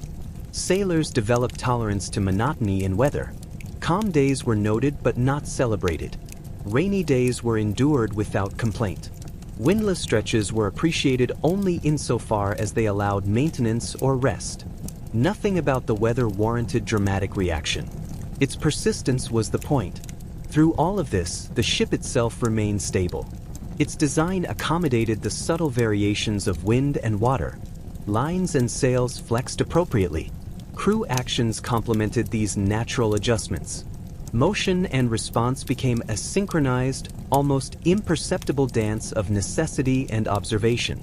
By the end of the chapter, weather was understood less as a series of events and more as an ongoing, gentle influence.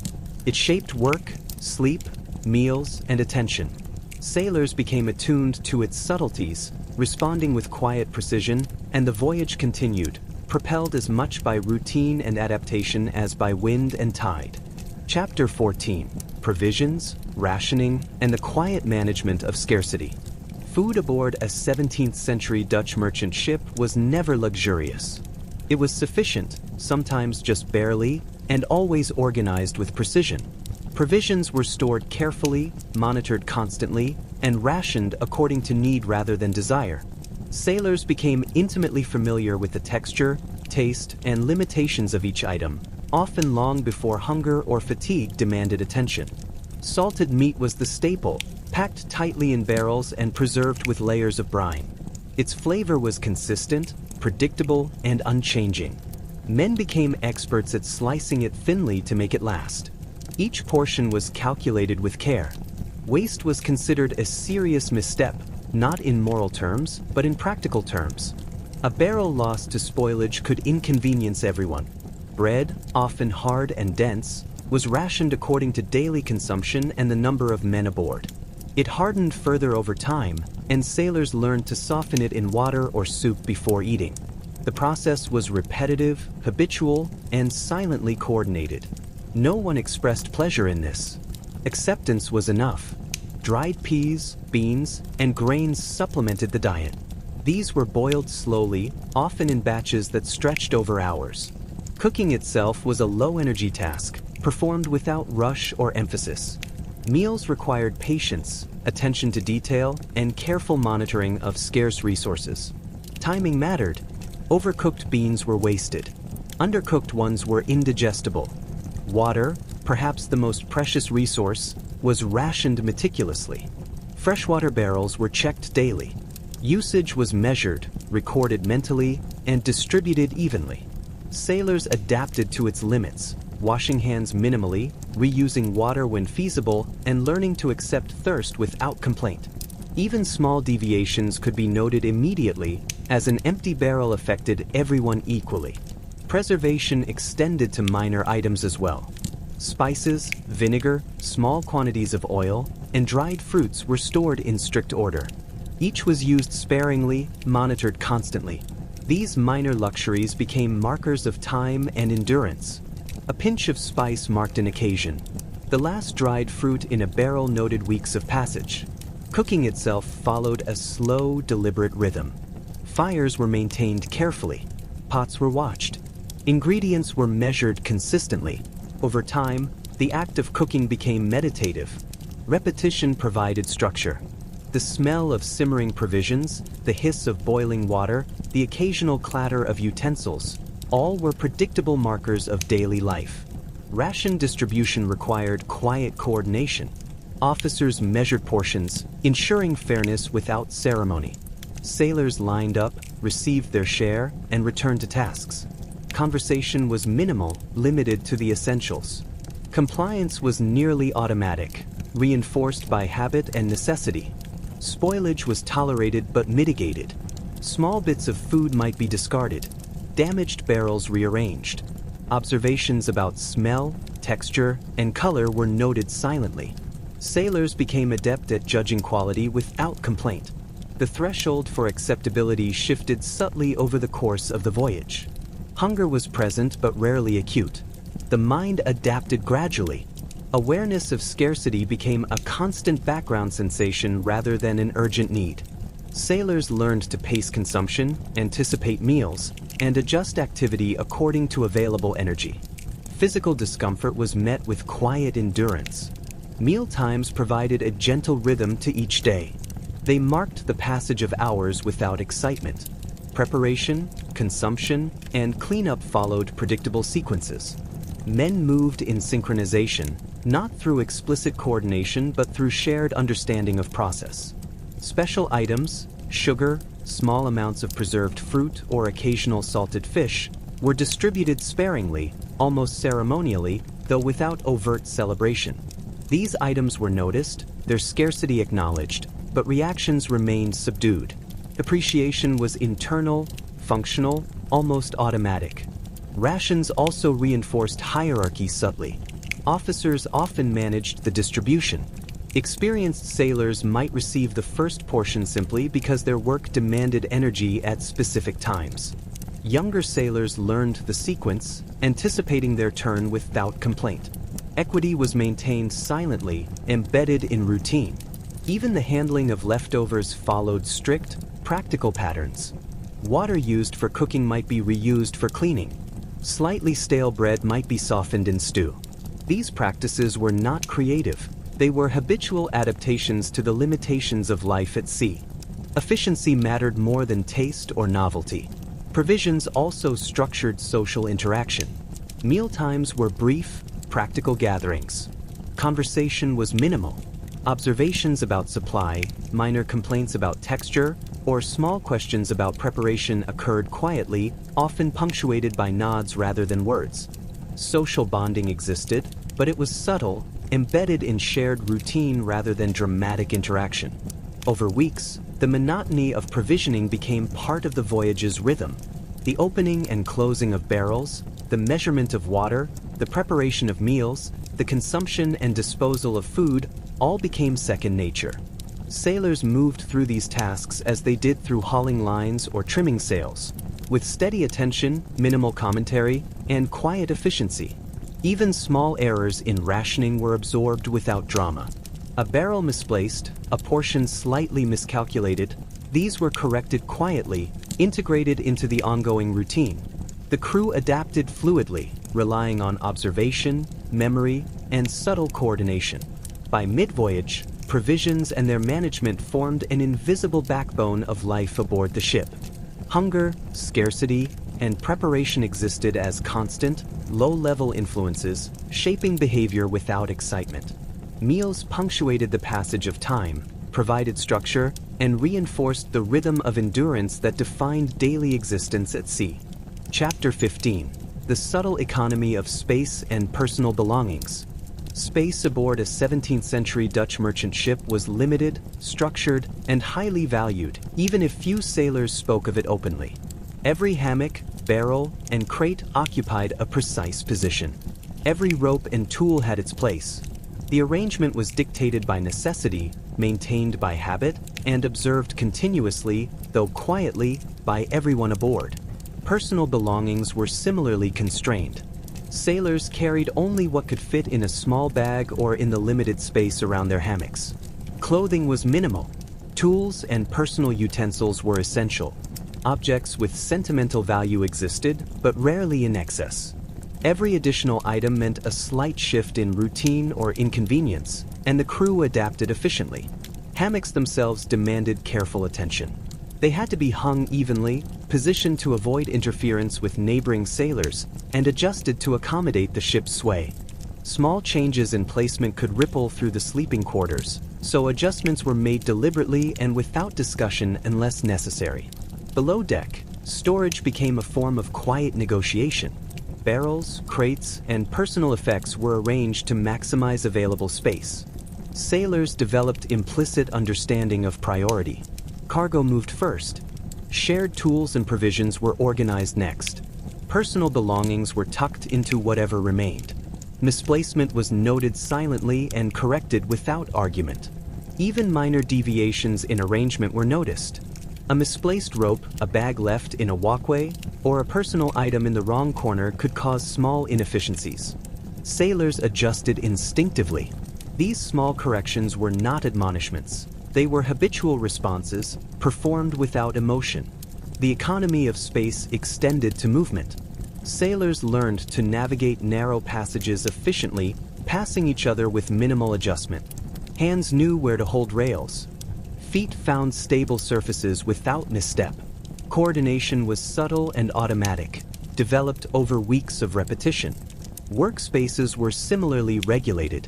A small deck area for repairs or sail adjustments became familiar territory. Tools were laid out predictably. Minor variations were acceptable, but habits governed the flow of tasks.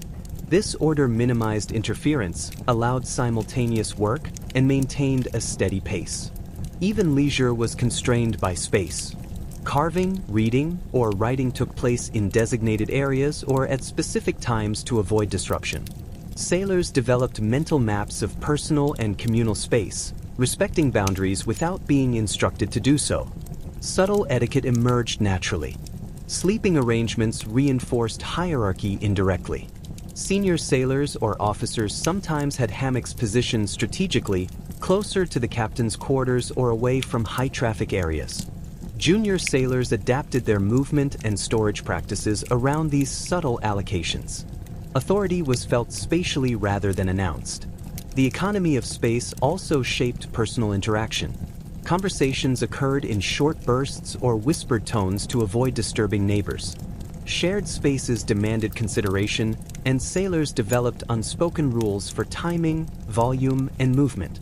Tolerance became an essential skill. Organization extended to cleanliness and order. Tools and personal effects were returned to assigned locations after use. Decks were swept. Hammocks adjusted. Belongings checked. These acts were unremarkable individually, but cumulatively they reinforced the ship's structure, efficiency, and predictability. Even minor adjustments in cargo affected this delicate balance. A shifted barrel required temporary rearrangement of surrounding items. Sailors adapted, often without speaking, restoring order with practiced movements. This small, ongoing effort prevented frustration, maintained workflow, and preserved space for essential tasks. Attention to personal belongings was subtle but continuous. Clothing and gear were repaired quietly. Small tears were mended, buttons replaced, straps adjusted. Items were inspected routinely. The effort was not about appearance but about maintaining utility and minimizing disruption to shared space. The movement of people also reflected the economy of space. Sailors adapted their gait, posture, and timing to avoid collisions or interference. These adaptations became instinctive. Novices learned from observation and gentle correction rather than explicit instruction. Even during moments of idle observation, sailors maintained awareness of spatial arrangements. Sitting on a deck, leaning against a mast, or positioning a hammock all required consideration of surroundings. The ship itself became an environment of negotiation, subtly shaping behavior through its limitations. Cumulative awareness of space became part of the mental framework of the crew. Each sailor knew precisely where items were stored, who occupied which hammock, and which areas were used for specific tasks. This knowledge allowed coordinated action without discussion. By mid-voyage, the management of space and personal belongings had become as natural as the handling of sails or the monitoring of weather. Awareness of position, movement, and storage was integrated into daily life, silently guiding behavior, interaction, and efficiency. And while the ship moved steadily across the sea, the crew navigated their constrained environment with quiet precision.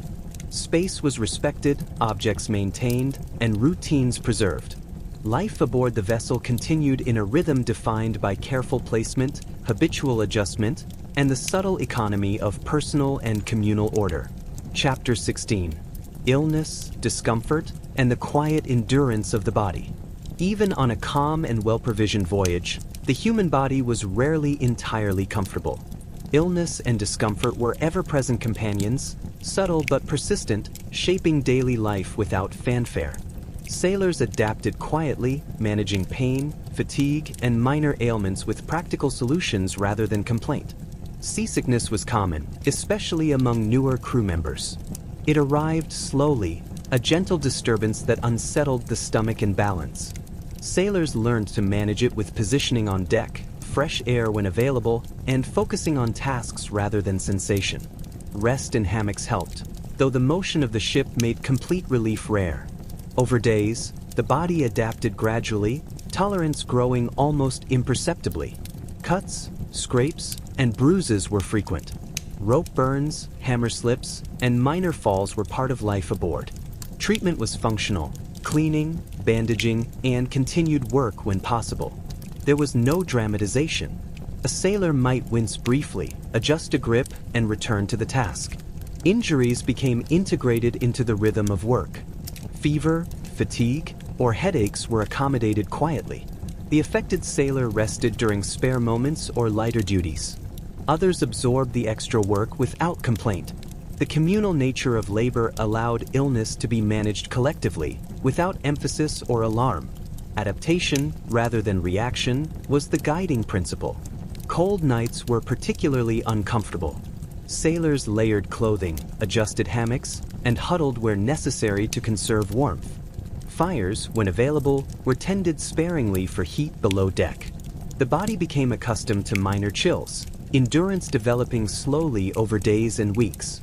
Heat, conversely, introduced its own discomforts. Sun on deck, lack of ventilation below, and humid conditions required subtle adjustments. Wet cloths, brief exposure to air, careful timing of strenuous tasks. Sweat, fatigue, and irritation were tolerated, largely accepted as part of the environment. Hygiene contributed to well-being, though it was limited by space and water rationing. Sailors washed when practical, kept clothing as clean as possible, and tended minor irritations on skin or hair. These actions were habitual rather than enthusiastic, providing incremental relief from discomfort rather than lasting pleasure. The diet, though sufficient, introduced minor irritations as well. Hard bread, salted meat, and repetitive meals taxed the digestive system. Sailors adapted gradually. Water softened stale bread. Salted meat was sliced thinly. Over time, the body accommodated the monotony of provisions, discomfort diminishing through familiarity. Mental discomfort accompanied physical strains. Repetition, confinement, and monotony challenged patience. Sailors managed this quietly.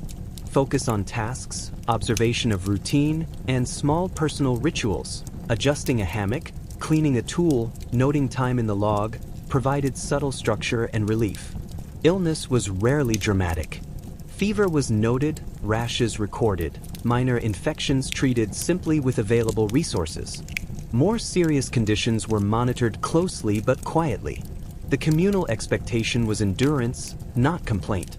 Each sailor learned to observe changes in themselves and others, responding calmly rather than emotionally. Sleep offered intermittent respite. Even fragmented rest allowed the body to recover enough to continue duties. The gentle sway of the ship, background creaks, and lapping waves became part of the body's adaptation process. Small adjustments during sleep minimized discomfort without requiring conscious effort.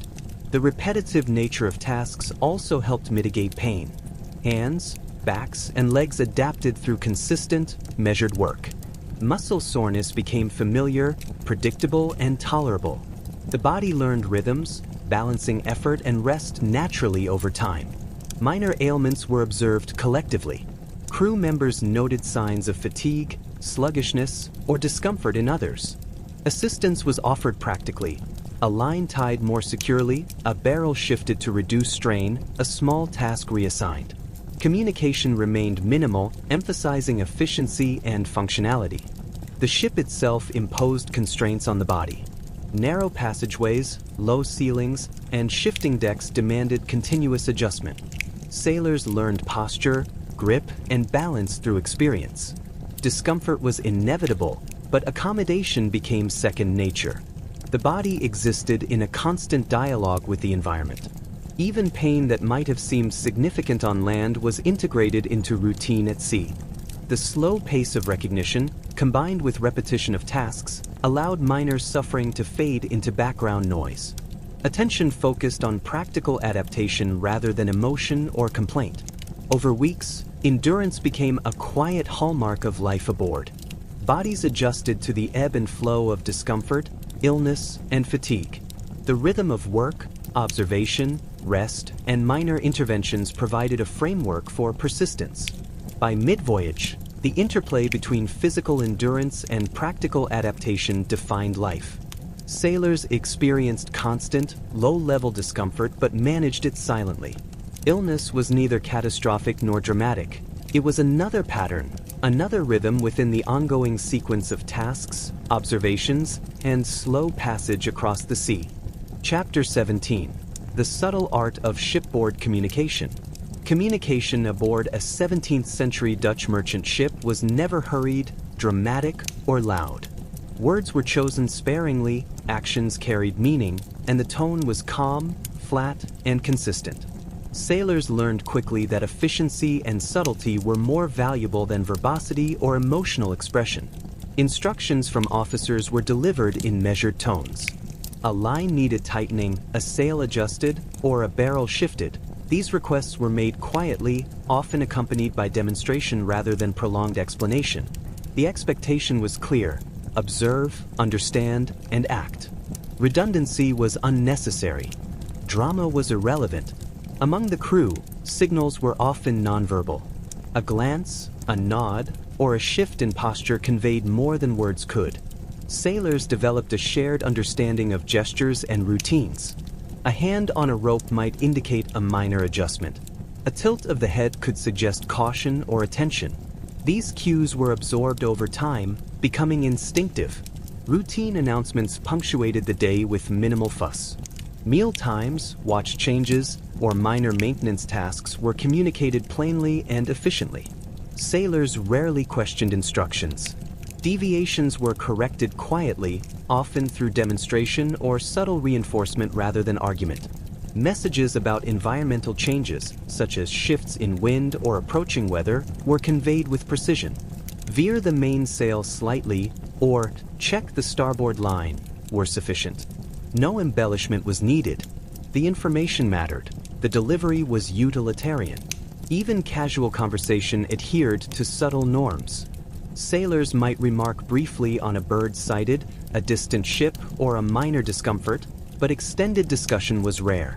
Idle chatter existed, but it was quiet, minimal, and often synchronized with tasks, such as scrubbing a deck or tending sails. Social bonding occurred, but it was embedded in shared activity rather than spoken narrative. During night watches, communication became even more minimal. Visibility was limited. Auditory cues carried more weight.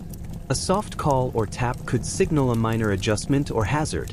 Excess noise was avoided to maintain awareness and avoid disrupting others' rest. Letters and logs were another form of communication, albeit slower and more formal. The ship's log conveyed official information for future reference. Personal letters maintained connections to home.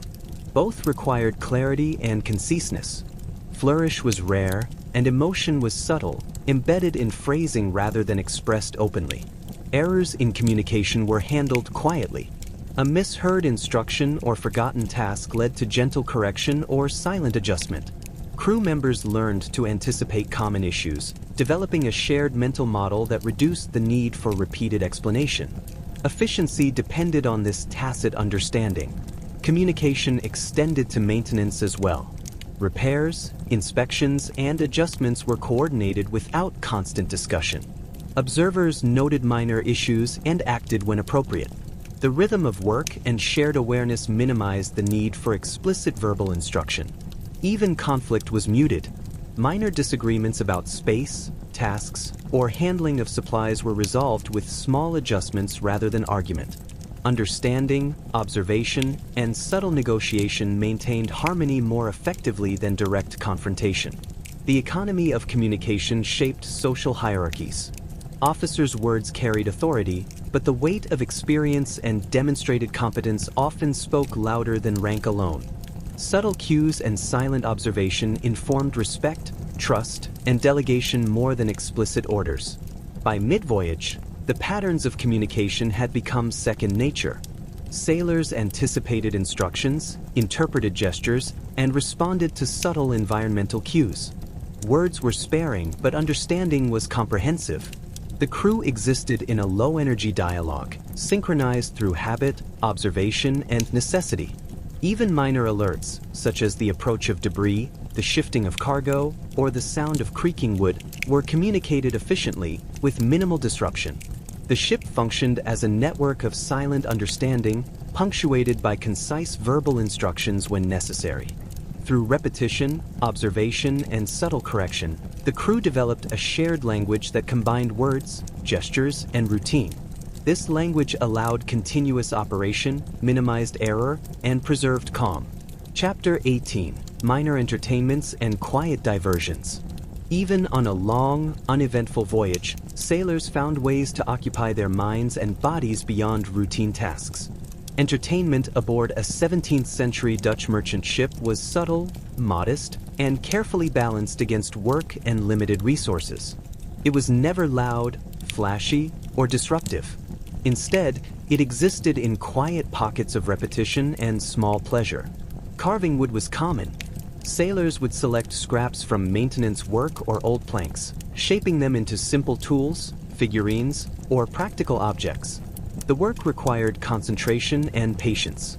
Small mistakes were absorbed without complaint, corrected through repeated effort. Carving provided both a distraction and a demonstration of skill, reinforcing the rhythm of daily life. Card games occasionally appeared, usually after duties or during brief moments of rest. These were simple, low-key affairs, played with small, portable decks. Stakes were minimal, often a few coins or minor privileges. Conversation was restrained, focused on rules and strategy rather than excitement or storytelling. Wins and losses were acknowledged quietly, with minimal reaction. Reading, when possible, was another subtle diversion. Crew members with literacy brought small books, pamphlets, or sheets of printed material. Reading was done in low light, often during quieter watches or in hammocks. It offered mental escape without altering the pace of life on board. Imagination was exercised slowly, not dramatically, through observation of text rather than action. Singing occasionally occurred, though not in loud or coordinated performances. Single voices carried soft, familiar tunes, sometimes to pass time while working or maintaining a repetitive task. Others might hum along minimally, creating a quiet background of rhythm. Songs reinforced mood subtly, reminding sailors of home or marking repetitive moments with gentle cadence. Storytelling was rare and muted. Tales were told in low voices, often anecdotal, practical, or reflective rather than dramatic. Memories of prior voyages, brief observations of distant lands, or minor incidents formed the substance.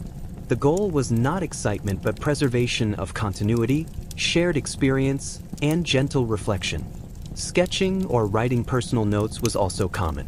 Simple journals recorded observations, weather, minor repairs, or personal thoughts.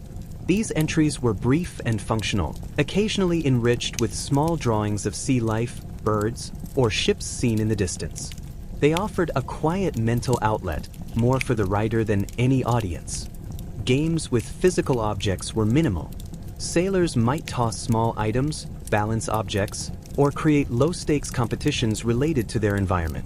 These activities were gentle diversions, constrained by the ship's space, limited resources, and the ongoing demands of duty. Humor appeared sparingly. It was low energy, often ironic, observational, or dry. A minor mishap, like a spilled bucket of water or a misaligned line, might elicit a wry remark, noted, acknowledged, and then the work continued. Laughter was brief, functional, and returned quickly to routine. Collective observation of the sea itself was sometimes entertaining in a quiet way. Watching birds, distant ships, or small changes in waves offered distraction. These moments were slow, contemplative, and shared silently or with minimal commentary. Recognition of patterns, subtle differences, and small curiosities provided gentle engagement for the mind. Personal rituals served as small diversions. Adjusting a hammock, tending personal effects, or reorganizing belongings became micro-activities that occupied attention while producing order. They were calming, methodical, and repeatable, fitting seamlessly into the daily rhythm. Even boredom itself became a kind of subtle entertainment. Sailors noticed minor shifts in routine, small deviations in wind or tide, or minute variations in cargo arrangement. Attention to these details provided quiet mental engagement, transforming monotony into observation and subtle mastery. Over time, these diversions became embedded into routine. They required minimal instruction or supervision, occurring naturally as gaps appeared in work, meals, or rest. Participation was voluntary, often solitary, but occasionally communal, always unhurried and understated. By mid-voyage, minor entertainments had become essential to maintaining mental stability. They occupied attention, reinforced routine, and offered gentle pleasure without disrupting the ship's rhythm. Sailors moved through them calmly, integrating small diversions into the broader pattern of life aboard. Chapter 19. The quiet maintenance of sails and rigging. Among the myriad tasks aboard a 17th-century Dutch merchant ship, maintaining sails and rigging was both constant and unremarkable. It demanded attention, skill, and patience, yet it rarely offered excitement. Sailors approached these duties with methodical care, performing repeated actions in rhythm with the wind, the sun, and the passage of days. Sails required inspection almost daily. Small tears, fraying edges, or weakened stitching were identified and addressed quietly. Sailors moved along the spars, checking each seam, knot, and line. Adjustments were subtle, reinforcing a stitch, replacing a rope, or shifting a block. Progress was incremental, and success measured by the absence of future problems rather than immediate gratification. Rigging was similarly demanding. Lines stretched between masts and spars had to remain taut, yet flexible. Sailors climbed, looped, and tied repeatedly, responding to minor shifts in wind and tension. Each line required familiarity. Each knot, knowledge. The rhythm of work became almost meditative, blending motion with observation. Routine inspections were critical. The slightest misalignment could strain sails or stress the ship's structure over time. Sailors noted tension, wear, and angle in subtle ways. Adjustments were made silently, efficiently, and with an eye for long-term stability rather than short-term spectacle. The process of raising, lowering, or trimming sails followed predictable sequences. Crew members coordinated with gestures and minimal speech. Hands knew where to grip, feet found secure purchase. Movements were precise, deliberate, and practiced until they became instinctive. Mistakes were corrected quietly, without commotion. Weather influenced every action. A gust required immediate, small adjustments. A lull allowed routine maintenance. Sailors became attuned to the cadence of wind and sun, modifying tension and position accordingly. These microactions, repeated thousands of times, defined the workday as much as any formal task. When repairs were needed, sailors employed simple tools: needles, twine, and patches. Each repair was slow, careful, and deliberate. Threading a sail by hand could take hours, performed on deck or suspended from spars. Precision mattered. Patience was essential. Time passed unnoticed except for the progress of the work itself. Lines were checked for chafing, knots for slippage, blocks for friction. These inspections were routine but continuous. Even a minor oversight could propagate into difficulty later.